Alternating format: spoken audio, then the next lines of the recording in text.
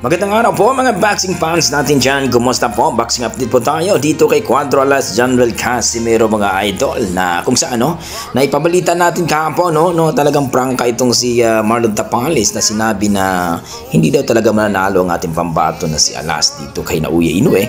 Kung sakali daw ito na mapang-abot ito sa ring, wala daw sa kanyang radar, hindi daw niya nakikita na mananalo itong si Casimero, ang nag-iisang angas ng Pinas. Grabe naman siya Marlon Tapales mga idol.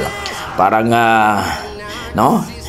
parang kinumpir niya kanya sarili kay Casimero na hindi naman marunong gumapang itong si Alas. Ayon sa ating mga boxing fans, kung etong si Tapales ay mahilig gumapang, wag niya daw i-compare kanya sarili dito kay Casimero. Malupit sa lona si Casimero at grabe ang ring IQ nito.